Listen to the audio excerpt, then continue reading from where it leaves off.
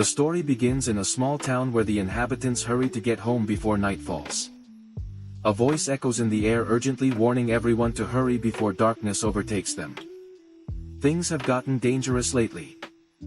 As the sun sets in the middle of the square, a man rings a bell urging the villagers to secure their doors and windows tightly to prevent the old black snake from sneaking into their homes.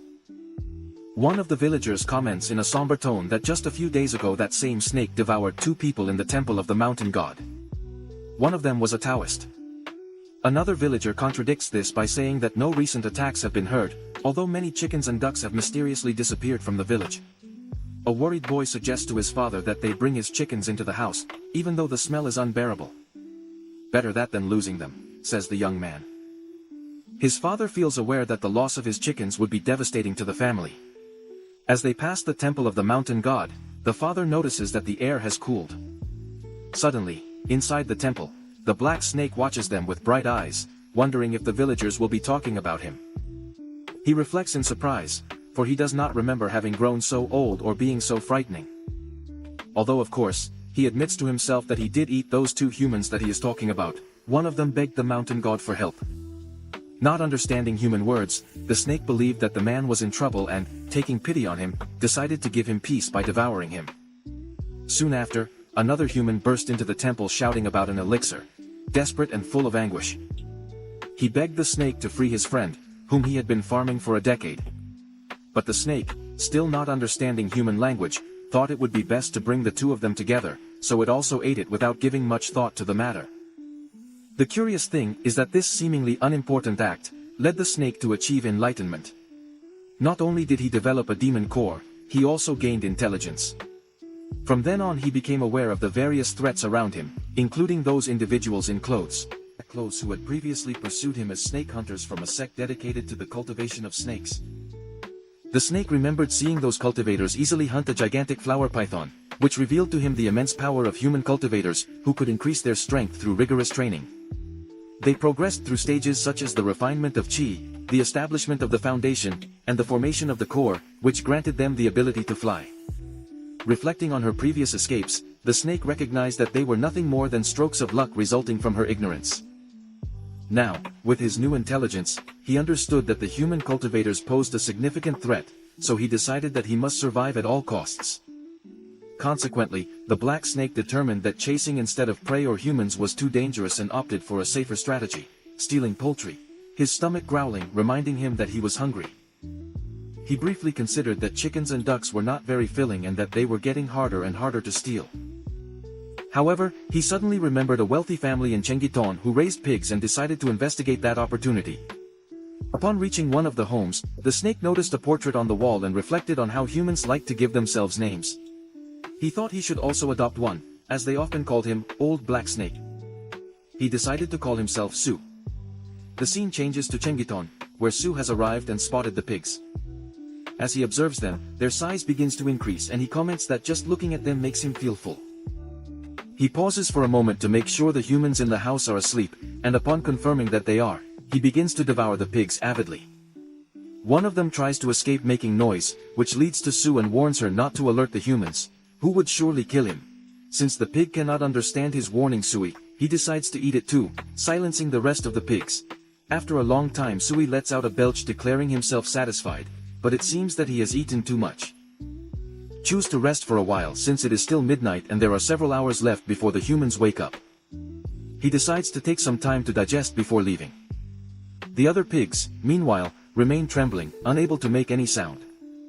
1 hour later I hear a voice talking about the robbery of a woman, followed by another voice that suggests that they stop beating Chen Fan, since the first voice is no longer breathing. He asks if Chen Fan is dead and comments that this is what happens when a woman is stolen from Master Kwa. 2 figures approach the corral carrying something. Zui awake, realizing that he has fallen asleep and begins to climb a tree to hide from the approaching men. One of the voices suggests that they should dispose of Shenfan's body in the pigsty. As Sui watches from above, he thinks that for now it's best to hide and hope not to be discovered. The 2 men examine Shenfan and conclude that he has stopped breathing altogether. One dismisses it as useless and proposes that they feed his body to pigs. They leave the corpse behind and leave.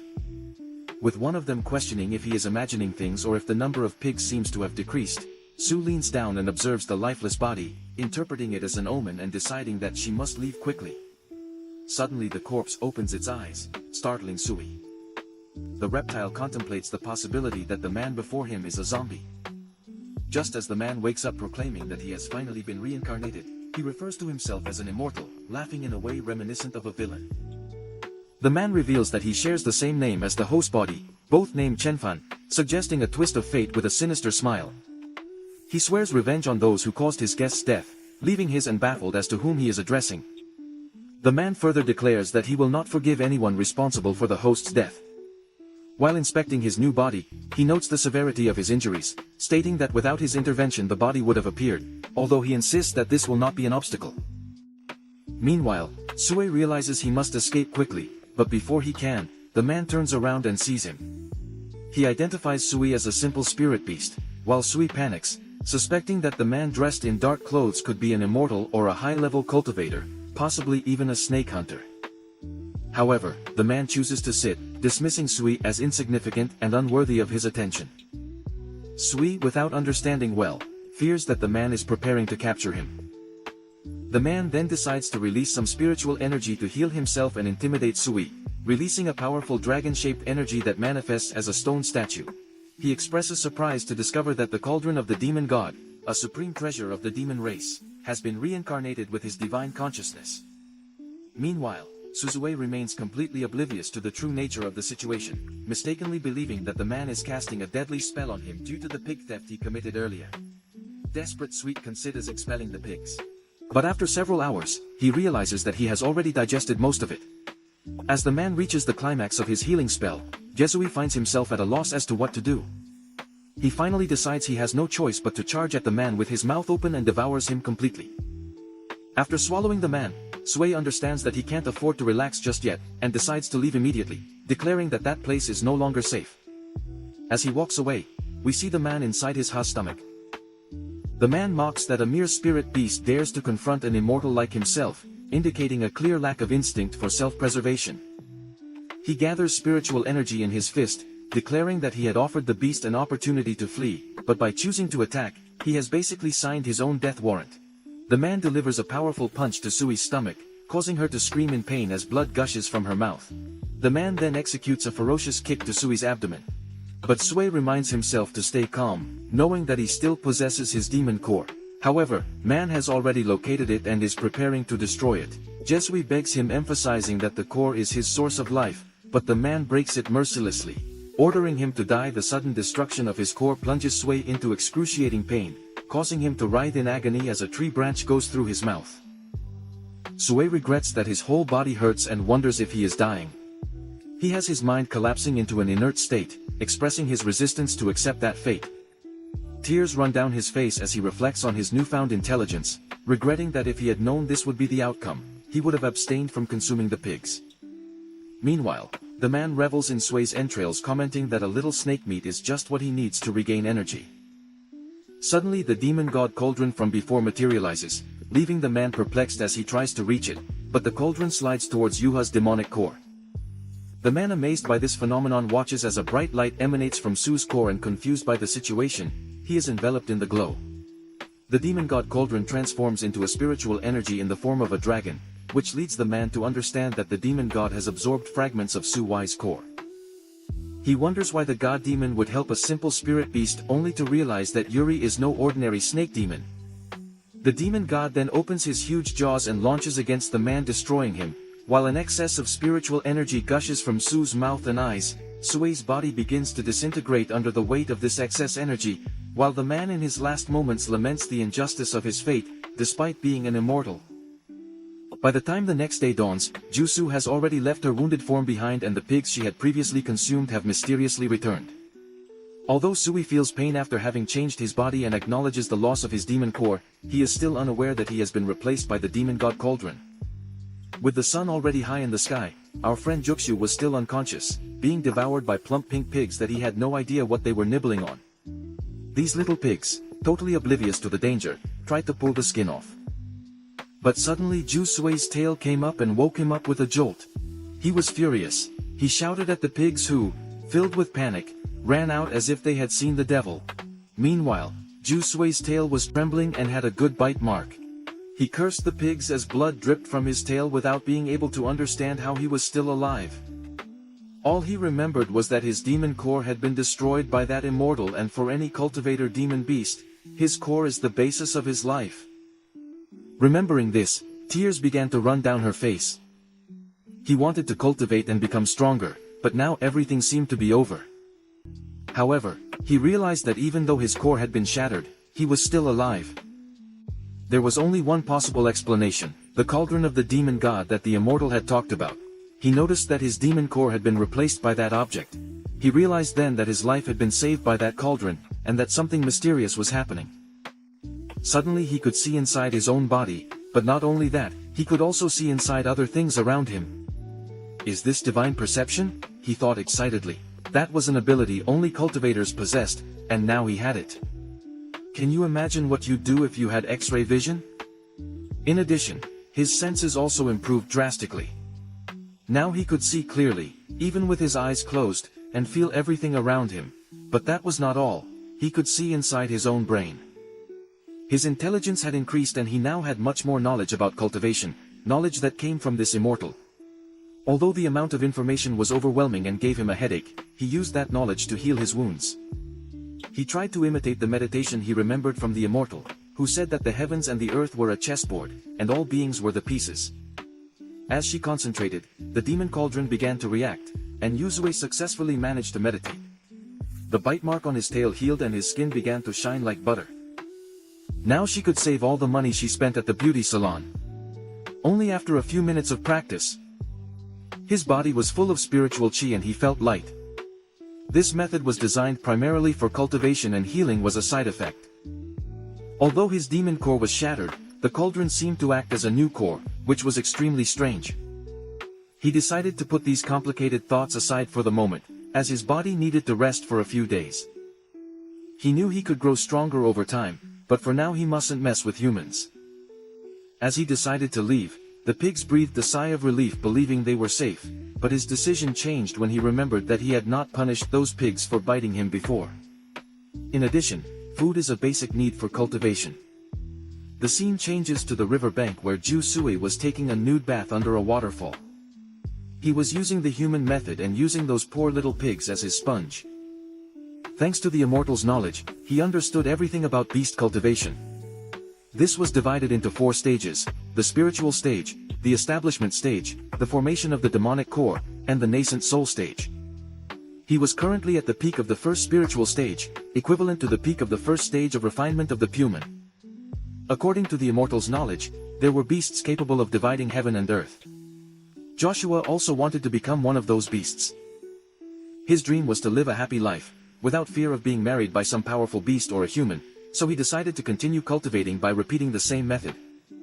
He cultivated a mysterious art for a few days. Now it could be much more than healing wounds. His body was purified better than before. Not only did he remove impurities, but he also began to change his skin. A week passed and he had changed.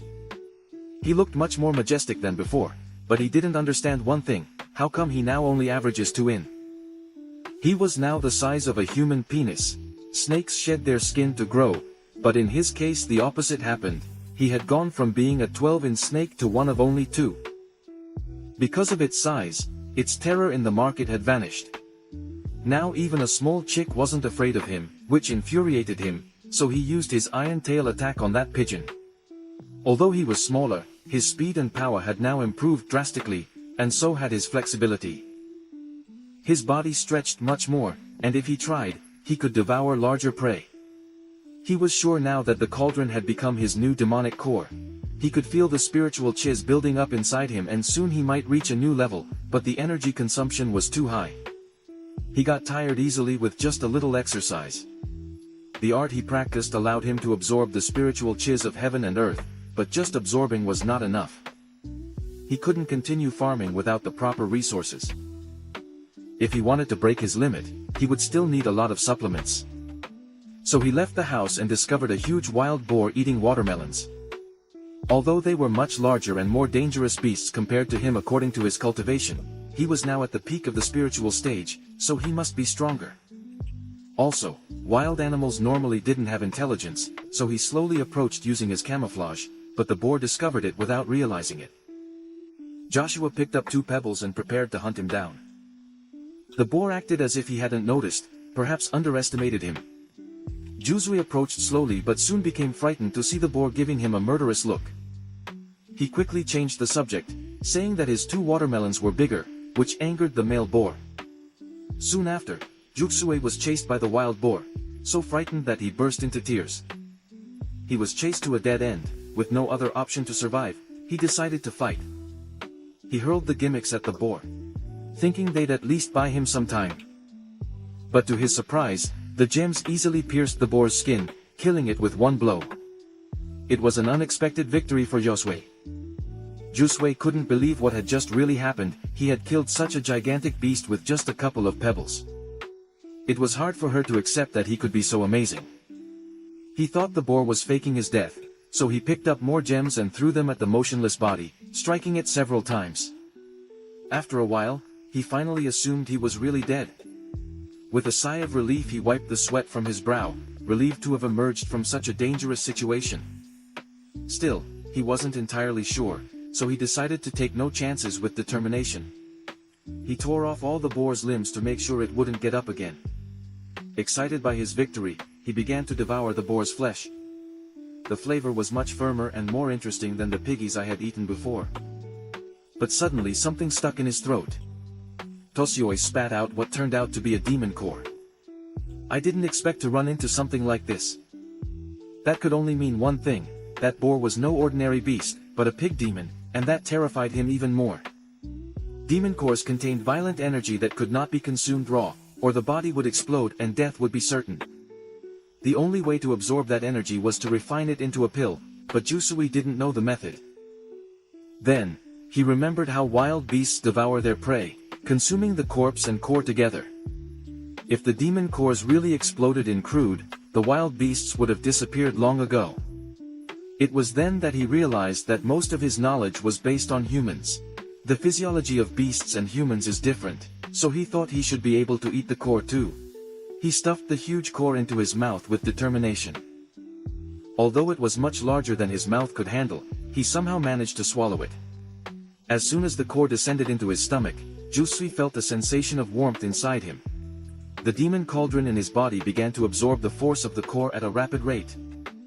Soon the cauldron filled and Jusui experienced that familiar feeling of progress. He had reached the second spiritual stage. 2 of his tail scales turned gold, drastically increasing the power of his tail attack. He was excited. Now he could consider his tail attack as a real iron tail. But just at that moment he heard a noise in the grass. He turned to look and saw a young human. Yusui's heart began to beat rapidly, sweating with fear when he saw that the boy had a long and threatening object in his hand. The boy raised his weapon determinedly, aiming directly at his J. He, observing the scene, couldn't help but wonder what the boy was up to, going to attack me. Does the kid have cultivator powers? He wondered to his already as a fleeting image of Chengfan crossed his mind. Will you have anything in common with him? Before he could draw conclusions, the boy tried to stab him, forcing his already to adopt a defensive posture almost by instinct. The sense of imminent danger ran over his skin with a quick flick of his tail. The boy's soul ended up in pieces.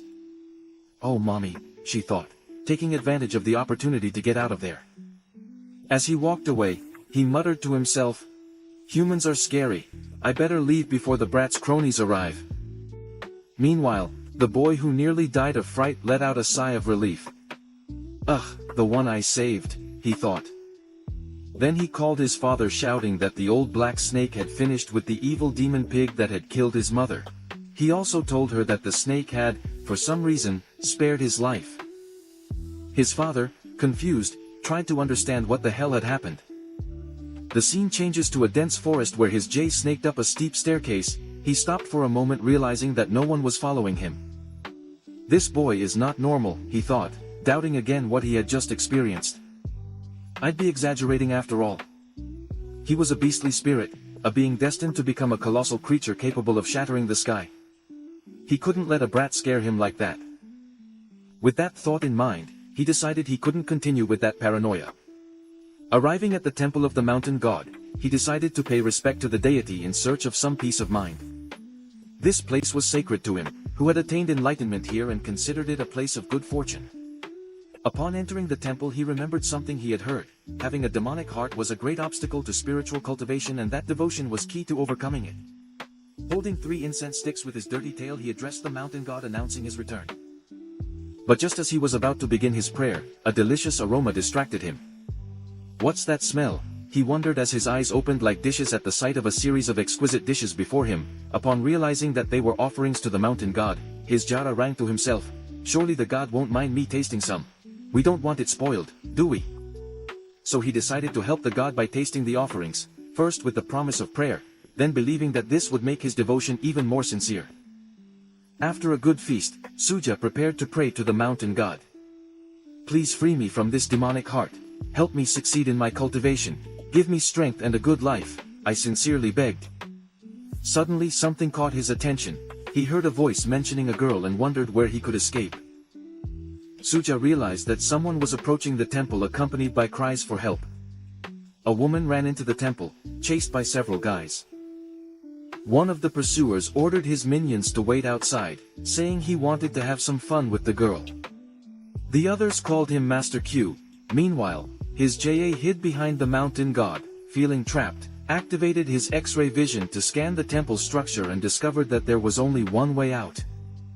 "I'm trapped," he thought, knowing that escaping undetected would be impossible. Through his X-ray vision, he observed Master Q and the girl. Master Q claimed that no woman had resisted. When he showed interest, the frightened girl warned him to stay away, to which Master Q threatened her by telling her to choose her words well, or she would face a fate worse than death. The girl, armed with a knife, responded bravely that, although she could not kill him, she could take her own life to prevent him from doing what he wanted. Hearing this, Suha remembered Master Q's name from the Big Pen. Remembering that he was responsible for beating Chen Fan to death and then throwing his body to the pigs. Observing Master Q Suha's behavior, he wondered if the guy was in heat. Humans are strange, he thinks about these things at any time. It only happens to me in the spring. Meanwhile, Master Q, now with a knife in hand, confronted the woman, questioning her audacity. When attempting suicide, he accused her of threatening him and stated that as punishment he would first attack her, and then take her life. Seeing the situation, Su thought that Master Q had strength, but that he was missing a screw. Meanwhile, the woman looked at him with hatred, accusing him of having forced her to break off her engagement and of having murdered her fiancé. "I swear that even in death I would not let him escape his vengeance, and that I would torment him like a ghost." Meanwhile, Yisu has been completely wrong about what was going on as he kept eating from the hand of the mountain god. "I thought Master Q and the woman was just an unimportant argument.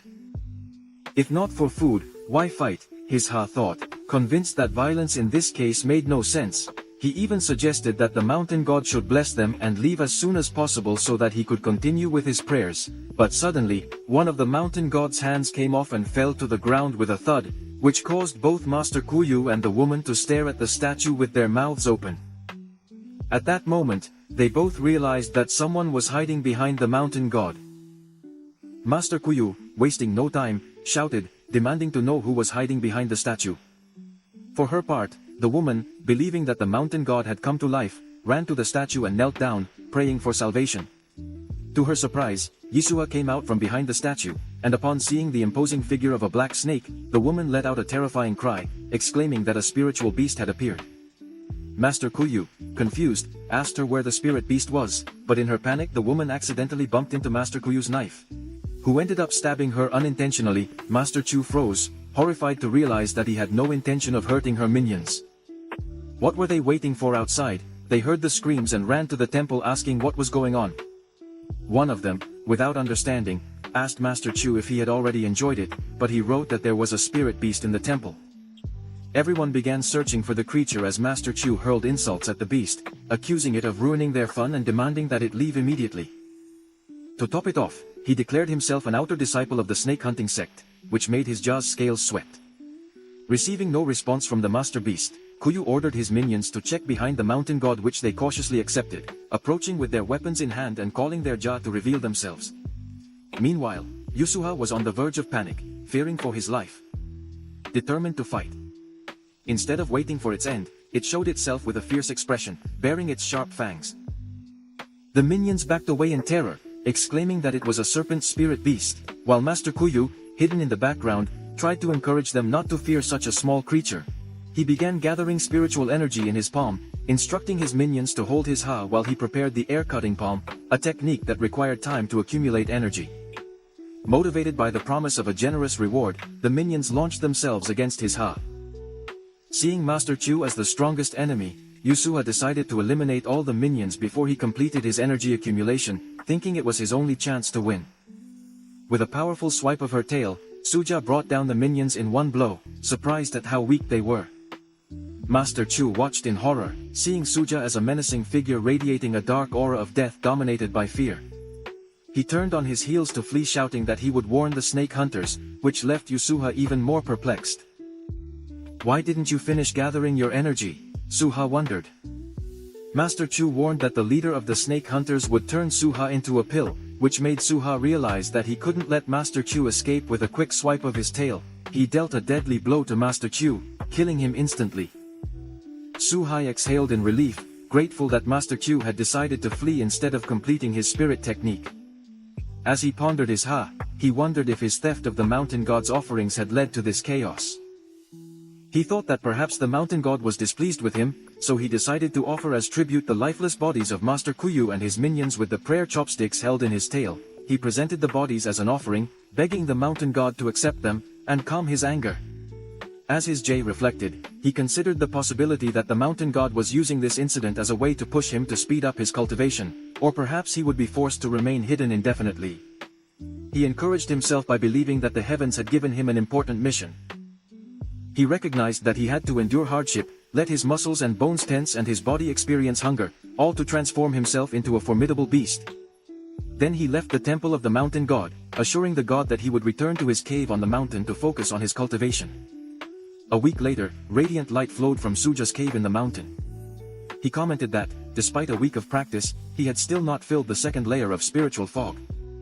The demon god's cauldron was still only halfway there. He realized that the small beast he consumed daily not only did not satisfy them, but also contributed little to their cultivation. He thought it would be beneficial to find another pig demon to devour even the bird trap he had set up. It hadn't worked. He tried to cheer himself up, remembering the saying that one must wait patiently for a rabbit to appear, hoping that the same principle will apply to pigs. He wondered, however, about the absence of demons, pigs, or wild boars in the area. With a sigh, Yusuha lamented that he had not been able to catch any substantial prey lately, which made his cultivation difficult and barely satisfied his hunger. He wondered if, just as if a pig ate a melon and then ate the pig, it implied that he could just consume the melon instead. As he pondered his thoughts, he saw a boy who was about to walk with his father. The boy told his father that the river had been flooded this year, which had resulted in an abundance of fish. Yusuha continued to observe the boy. Curious about the identity of the burly man who accompanied him, he wondered if the melon field belonged to them. Suddenly, the boy noticed Yusuha, leaving him puzzled as to how the boy could see him. The boy grabbed a bag and ran towards Yusuha, which caused his father to ask him where Yusuha was going. Seeing the boy's approach, he decided to climb a nearby tree to hide. When the boy arrived, he left the bag on the floor, saying he would leave it there. Meanwhile, Yusuha was intrigued by the boy's actions. As he watched him run away, the boy shouted, announcing that the fish in the bag were a reward for his ha, urging him to go down and eat. Yusuha comes down from the tree, salivating as he asks the boy if he really plans to share those fish with him. Seeing the fresh live fish in front of him, Yusuha, always cautious, wonders if the boy is trying to poison him. "I'm not that naive," he tells himself. But seeing that the fish are still squirming, he decides to try one to make sure there is no poison. He takes a bite of a fish, chewing carefully before declaring, "Not bad, quite nice." In fact, unable to resist, he launches himself to devour more. As the boy returns, he laughs as he notices that the old black snake seems to enjoy eating fish. However, the moment of tranquility is interrupted when a loud voice calls to the boy from a distance. The boy looks up to find a tall man whose face is almost completely covered by clothes.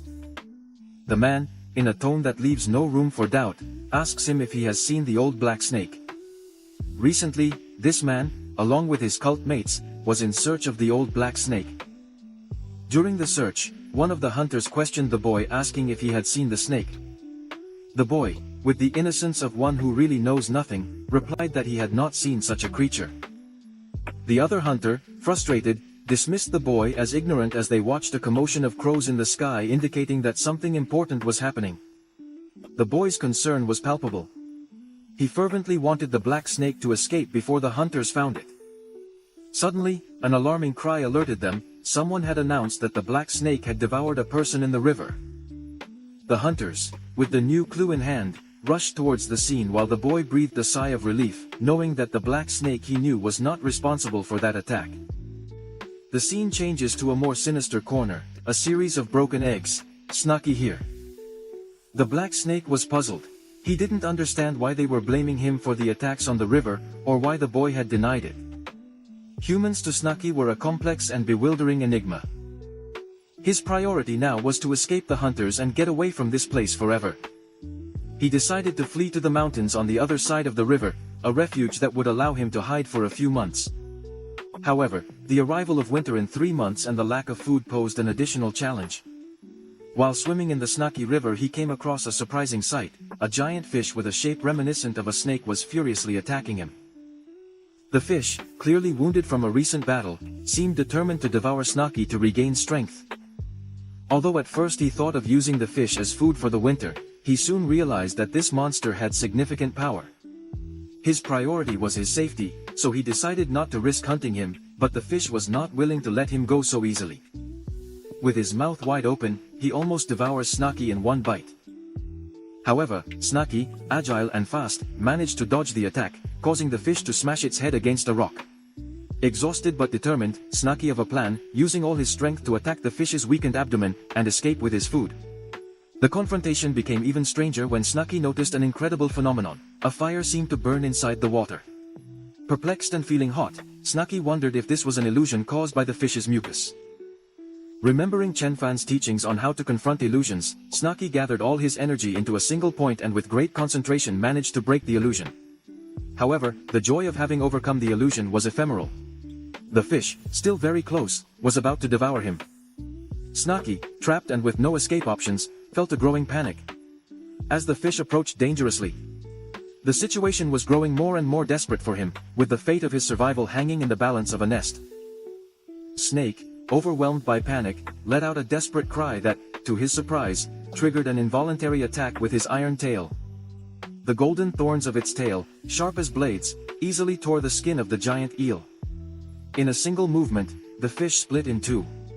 Snake watched in astonishment as his tail had split the monster in two. The force of his attack revealed the true power of his golden scales. If he perfected this skill, he would become an unstoppable force. Despite his victory, Zaki knew that luck had played a crucial role.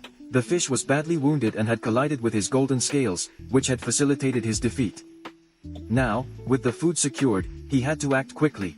With winter approaching and the need to hide in the mountains, Zaki ate the fish's piece of meat, and prepared for his journey. The meat would serve him to cultivate his strength in the mountains for several months, and the demonic core of the fish would be key to reaching the third spiritual level. However, when going through the loot, Snake found something that filled him with alarm, a snake hunter's badge. Despite the adversity, he showed respect for the defeated fish and began to devour the demon core. Although he was too big to swallow at once, he needed time to consume it completely, so he hurried to leave the place before the hunters arrived. When snake hunters arrived at the site, they found remains of the fish and some scales of the old black snake. Although the fish had been responsible for the attack in the river, they realized that the real battle had been with the black snake. One of them suggested that they should follow the snake's trail, but the risk was high. The mountains were full of huge bears, all at the pinnacle of the third spiritual level. Pursuing the black snake in this terrain was dangerous, and hunters might encounter these bears instead of their prey. The other hunter, remembering rumors about the black snake, mentioned that it had devoured an alchemist and his carefully cultivated human pill. This suggested that the medicinal effect of the pill might still be in the snake's body. This was a valuable opportunity for his older brother, who was stuck at the third level of chi refinement. They trusted that with a little cunning they could eliminate the black snake in secret and take advantage of its benefits for cultivation. However, planning was crucial. They decided to wait until the first snow covered the mountains. At that moment, bears, snakes and other beasts would go into hibernation, offering the best opportunity for their mission without facing too much danger. Meanwhile, Snake found a warm and cozy cave in the mountains. He decided it would be his refuge for the next few months. With winter approaching, he prepared to concentrate on his cultivation, knowing that this was his best opportunity to strengthen himself and prepare for the challenges ahead. 2 months later, the mountain was covered with a thick blanket of white snow. Snakey, huddled in his lair, had not anticipated that he would reach the next spiritual level. Second to third would be so complicated. He had already refined the demon core and devoured all the meat of the giant eel. He had been cultivating for months, but he was not making the desired progress. Not all had been in vain though.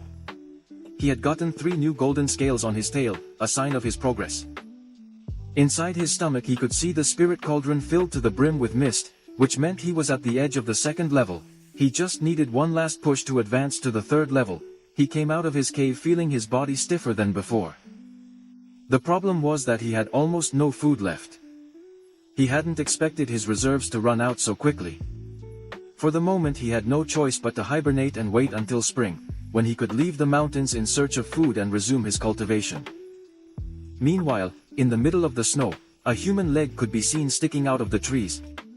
The snake hunters had arrived. The leader, an old experienced hunter, had hired several men to help him in the search. He promised them a reward of 1 silver coin for every snake they found.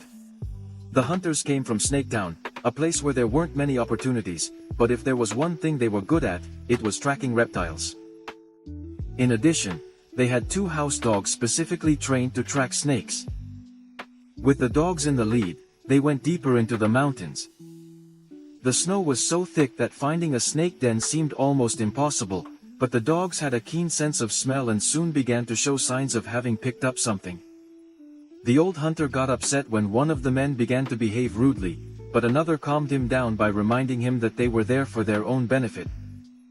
One of the hunters, with a smile on his face, thought of his son. That boy loved books, treated every old volume as if it were a treasure. The hunter dreamed of earning enough money to be able to send him to study with Master Chu, giving him the opportunity for a better life. Suddenly the dogs began to bark, furiously they had found something. The hunters approached cautiously and, indeed, it seemed as if they had found the lair of the old black snake. The leader stepped forward to take a closer look inside the cave. Snakey was paralyzed with fear, he could feel his heart beating hard as he looked at the hunters and their dogs. He was at his most vulnerable moment, the cold had weakened him and he didn't even have the strength to flee, let alone fight. Desperation did not invade the hunters. They had brought more people than he had imagined and those dogs with their fine noses had tracked him precisely. I knew I was in serious trouble. One of the hunters, crouched down, examined some snake droppings at the entrance of the cave. "We're close," he said with a sly smile on his face. The man looked at the droppings with disdain, convinced that they belonged to the old black snake. Finding what he thought was his trail, he demanded the promised reward. However, the leader of the snake hunters exploded in fury. "Those are just empty remains," he shouted, pointing contemptuously. To him, his dogs were infallible when it came to tracking snakes and he wasn't going to let them discredit him. Frustrated, he pointed out. Pointing a trembling finger toward a large hole in the snow, he ordered the villagers to get into it and find the snake. Snakey, who until then had been paralyzed by fear, felt a momentary relief. He was scared to death, but at least he'd been smart enough and careful enough. Not only had he blocked the entrance to his den with stones, he had also covered it with branches, leaving droppings on them to mislead the hunters. The villagers obeyed the order with resignation, slowly approaching the hole. They murmured about how irritating these snake hunters were. To them, that giant hole looked nothing like a snake den, but they had no choice but to follow the instructions. Meanwhile, Snakey decided to concentrate and gather some energy in case he would eventually have to fight. He knew his situation was still dangerous. The 2 snake hunters, meanwhile, stayed close to Snakey's lair. Although it was well covered with branches and stones, they knew it was a snake's den. The villagers were useless to them, and the more people they eliminated, the fewer coins they would have to hand out.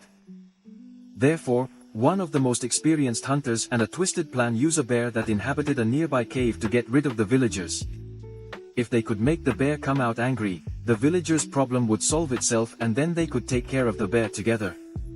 Snakey, upon hearing his plans, was horrified. The hunters were planning to kill their own companions using a beast.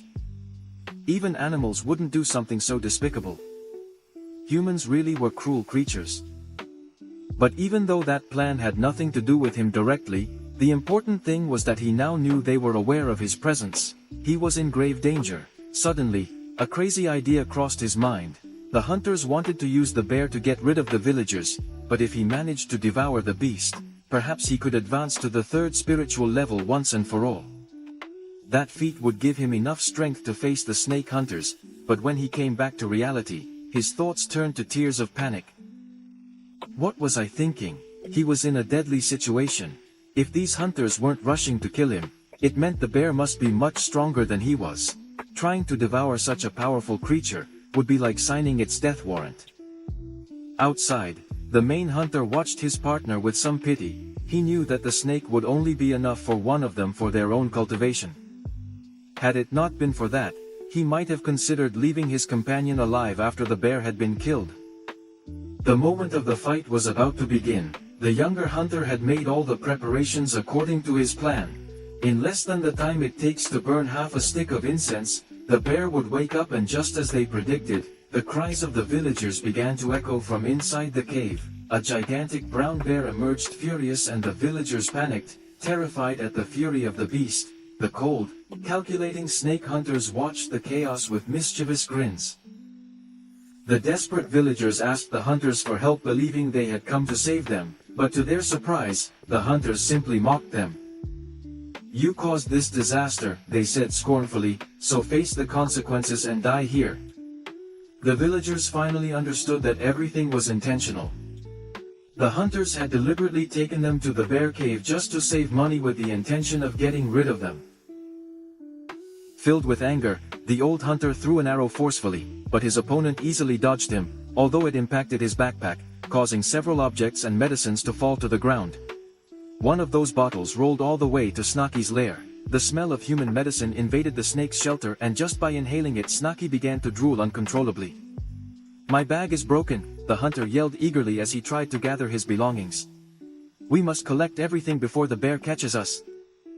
However, the bear gave them no time. In a matter of seconds, he wiped out all the villagers. Their lives were sacrificed in the name of the snake hunting sect, which, in the minds of their oppressors, could be considered an honor. The younger hunter turned to his superior with a malicious expression. "It's your turn," he said, pushing him hard towards the bear. The older hunter fell face down right in front of the beast. Angry, astonished, he realized that his apprentice had been deceiving him all this time. The young man wanted neither the snake nor the bear. The only thing he was looking for was their death.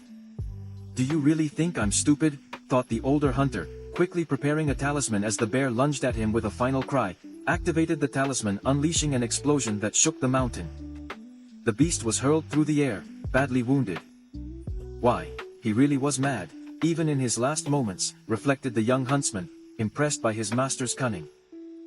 For him, however, the situation had taken an unexpected turn. He had no intention of staying and fighting the bear. He knew the creature was out of control and badly injured, making it a time bomb. Meanwhile, inside the lair, Snakey devoured the pills that had fallen and felt a surge of energy coursing through his body. He had finally managed to break the barrier and reach the third spiritual level. He felt his body strengthen and knew it was time to step out and face the chaos unleashing outside. The perfect opportunity had arrived. It was his time to close the show and claim his victory. However, just as he was preparing to launch his attack, something caught his attention. 2 QI replenishment pills were lying in the snow, shining like little forgotten treasures. "Why am I so hungry?" you thought as the thought of devouring those pills flashed through his mind. "I knew I had already taken one, but it would be a good idea to take them all." In the end, he decided to be crafty, hid a pill behind his teeth, saving it for the right time. The cold mountain air was quickly replaced by the imminent threat of a pack of wolves that began to surround him, attracted perhaps by the scent of blood. Jun couldn't help but smile. Instead of fearing, he saw it as an opportunity. After all, those wolves would be better food than the remains of the villagers. As soon as he thought about it, he was on them. tearing them apart one-to-one with lethal bites. His battle was not just to survive, but to satisfy that inexplicable hunger that consumed him from the depths. With each wolf that fell, I devoured his flesh with insatiable voracity, and even though more and more wolves came, his stomach continued to roar. How was it possible that after devouring so many, his hunger did not subside even a little? Something didn't add up. As the remaining wolves fled toward the pumping, Joseph realized that the presence of the giant creature might be related to his uncontrollable hunger. Could pumping be the key to satiating that voracity that gnawed at him? The huge bear, despite being injured, began to attack the approaching wolves with its gigantic claws, easily eliminating them from a distance. I watched the scene and couldn't help but admire the strength of the beast. Mombear's was at the pinnacle of the 3rd level of spiritual cultivation, while his had barely reached the peak of the 2nd level. He was like a little fish trying to fight a shark, but there was something about it that wouldn't let him back down. His eyes were beginning to turn red. Rage and hunger slowly took hold of him. He tried to stay calm, reminding himself that he must not let this insatiable hunger ruin everything he had achieved. However, the presence of the demon god's cauldron inside him only intensified that voracious desire, almost as if urging him to devour the one to pump. Though the beast was stronger and wounded, I knew it could no longer run. It was now or never to pump. Perhaps exhausted by the battle against the wolves, he finally became aware of Yu's presence. The time had come. Yu, he took a deep breath, remembering that although he was not the strongest, his cunning and speed could give him a chance in a quick and precise movement. Yu lunged at Mombear's, willing to risk his life. The two beings, beast and man, were ready to destroy each other. Yu's attack went straight to the bear's eyes, using his upgraded golden tail to mow Mombear's. A cry of pain echoed from the mountain as the giant felt the blow.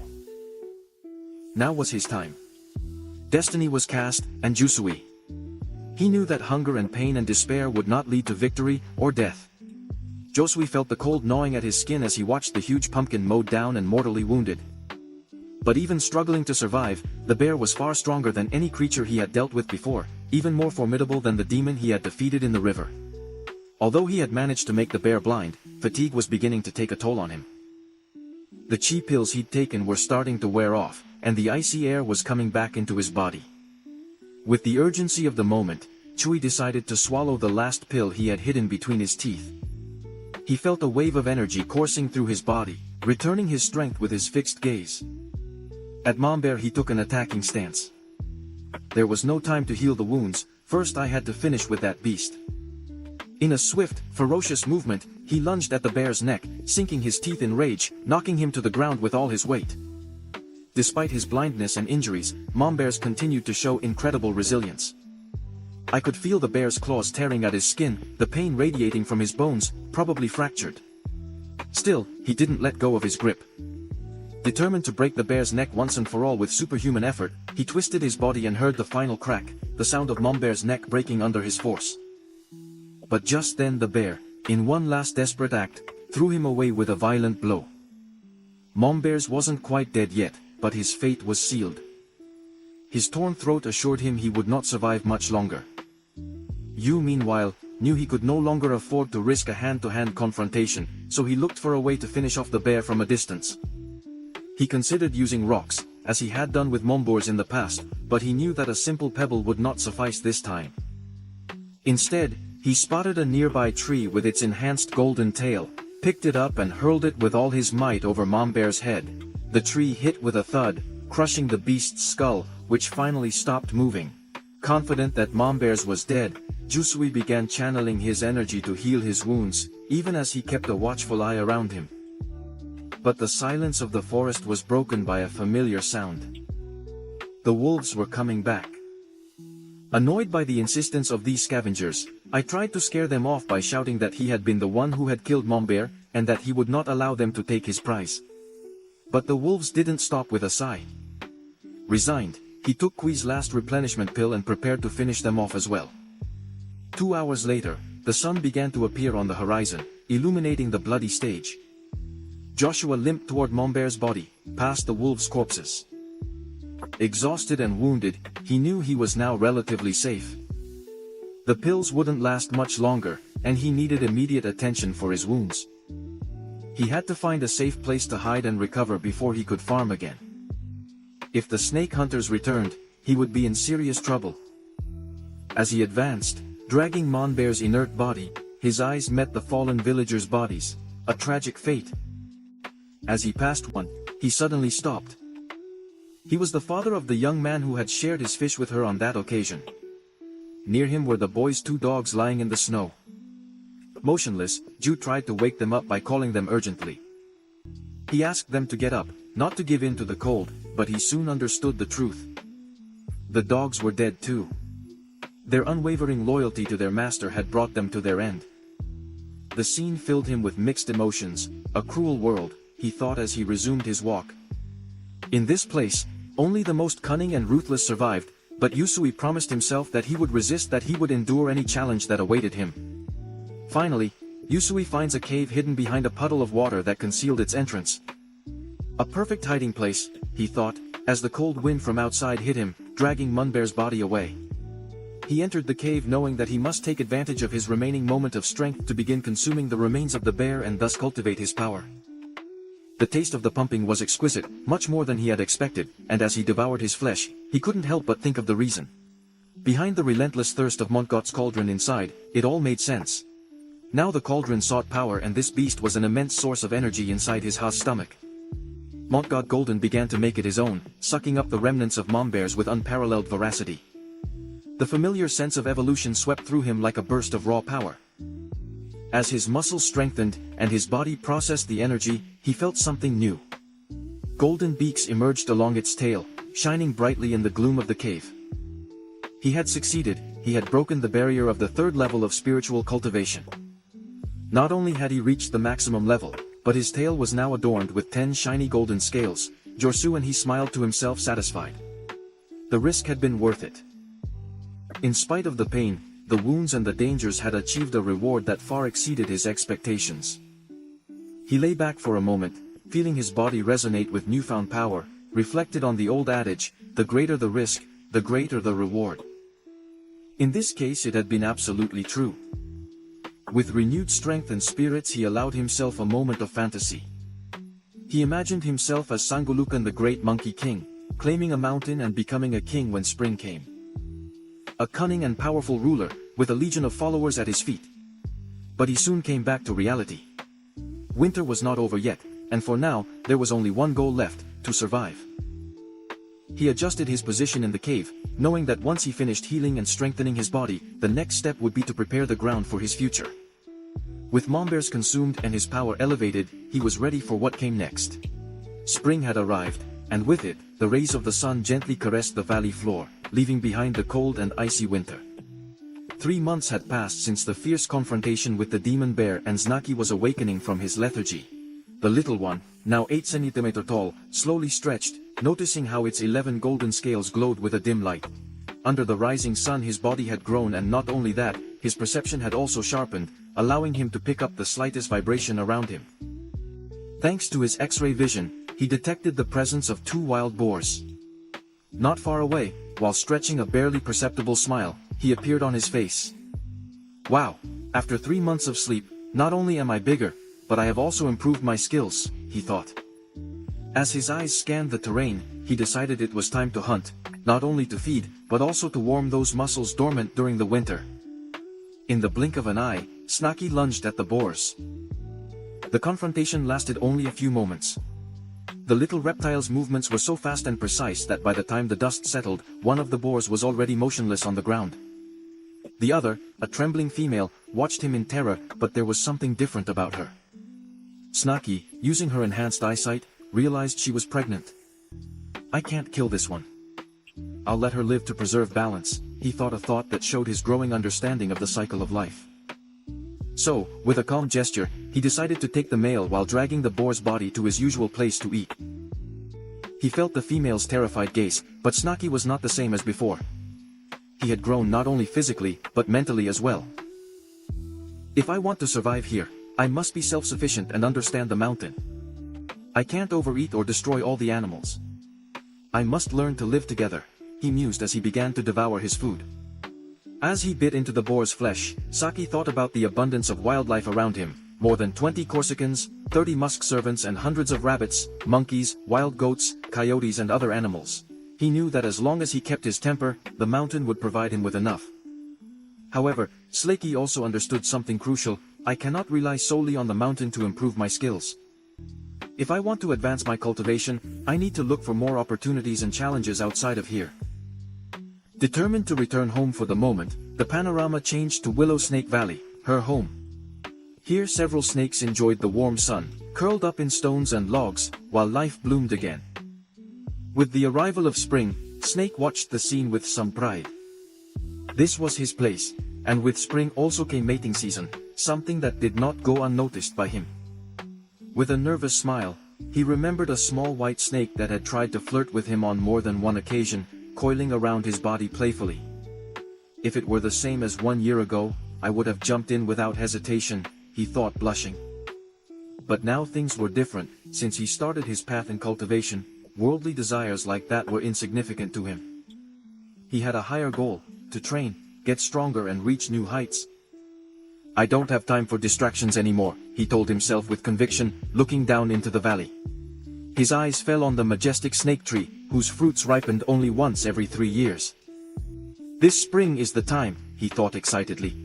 If he managed to consume these fruits, their cultivation could improve significantly. He remembered how 3 years ago, he had gained wisdom after accidentally devouring one of those fruits. Now I plan to eat 3 in hopes of reaching the 4th spiritual level in one go. If he succeeded, he could start using spells instead of relying solely on physical attacks. It was an ambitious goal, but one that Snake was determined to achieve. Suddenly the sound of voices interrupted his thoughts. Someone was approaching. Snakey, listening, recognized the voices instantly. They were the snake hunters, the same ones who had been in the mountains 3 months ago had returned. Don't blame yourself for Senior Brotherton's death, said a reassuring female voice. She was Senior, Sisterson, and Snakey recognized her immediately. However, the hunter who accompanied her had a dark secret. He had not told anyone that he had betrayed his partner, and let him die. Still, Snakey decided to watch from the shadows as they continued their conversation. We only need 2 of the fruits from the snake tree, Senior Sisterson said with a certainty that worried Snakey. One of the hunters warned about the beasts that protected the valley, but she quickly dismissed him. Don't worry, I have a magical powerful weapon that our master lent me, and if the king snake appears, we will kill him and use his gallbladder for medicinal purposes. Snakey, hidden in the shadows, listened blankly. You really think you can stand up to the Snake King? He thought, knowing that these hunters had no idea who they were messing with. Meanwhile, Snakey contemplates his options. After listening to the snake hunters' conversation, he understands that they are after the snake fruit, and that they possess a magical weapon to confront it. He considers fleeing, but realizes that the snake fruit is almost ripe, and if he leaves now, the hunters will take the opportunity to claim it. Snake reflects on his current state, believing that he has reached the peak of the 3rd stage of cultivation. He also remembers that the demon eel and demon bear had managed to defeat the snake hunters, which leads him to think that perhaps they are not as formidable as he had assumed. However, he suddenly feels that something is wrong. The snake hunters unleash a peculiar air attack. Covering his nose, he wonders about the nature of the strange smell. He instinctively jumps into the water, deciding to hide and observe the situation, hoping that the hunters will confront each other, as they did on the mountain, while also seeking refuge from the overwhelming stench of his attack. The hunter's attack has almost eliminated all nearby snakes. A male hunter asks Big Sister's son, what will happen if the old Snake King doesn't show up? She responds that she will just take the fruit if she doesn't show up, although she thinks she will. Since the old Snake King has lived for more than a decade and is close to death, he depends on the fruit to prolong his life. Meanwhile, Snooky, who is hiding nearby, suspects that the hunters are talking about him. In a fit of anger he replies that it is the hunters who are on the verge of death, stating that he is not old, and that his physical strength is growing more every day. He dismisses the hunters' claims, remembering how the villagers have always called him the Old Black Snake, wondering why these hunters label him the Old Snake King.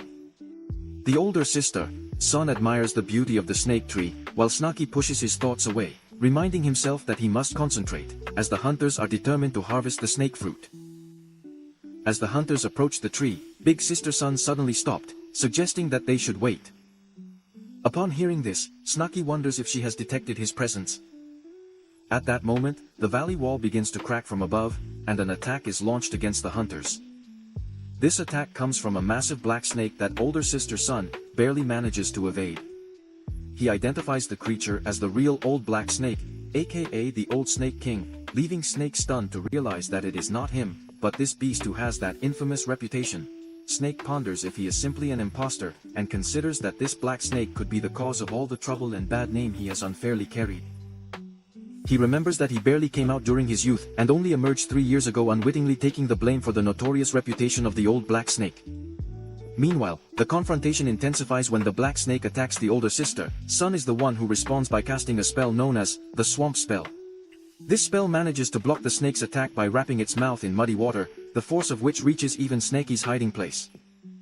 He notes that although hunters are formidable, the black snake is also impressive, proving that despite his age, he can still fight. As evidenced by breaking the swamp spell, the elder sister Sun then unsheathes her magic weapon, the magical beauty, and charges against the black snake. The beautiful magic causes great pain in the snake, which causes Sina and comment that the noise around him is so deafening that it seems that his head is going to explode. Taking advantage of the moment, older sister Sun launches another attack, but it bounces off the snake's back. He realizes that the snake has exceptionally strong scales, and contemplates the possibility of making armor from them. The male hunter then intervenes, stating that the snake cannot be defeated by a single person. Together, they launch a coordinated attack on the snake that seems to be effective, as they watch the creature weaken from its position. Snakey reflects on how her older sister is significantly more powerful than the hunters she has encountered before, when she notices that the black snake is in trouble. She considers whether she should offer her help. However, he doubts, reasoning that the fruit is not yet ripe, which makes it unwise to consume it at this time. He finally decides to provide covert support, lifting a rock with his tail, remembering that they are both snake beasts. Just as he prepares to act, he notices movement near the fruit tree and wonders who a man might be. He tries to uproot the snake fruit tree, declaring that he claimed it for himself, while the hunters are distracted by the black snake. This vision infuriates Snakey, who immediately lunges at the man with the intention of devouring him, believing that anyone who threatens the roots of the tree deserves to perish.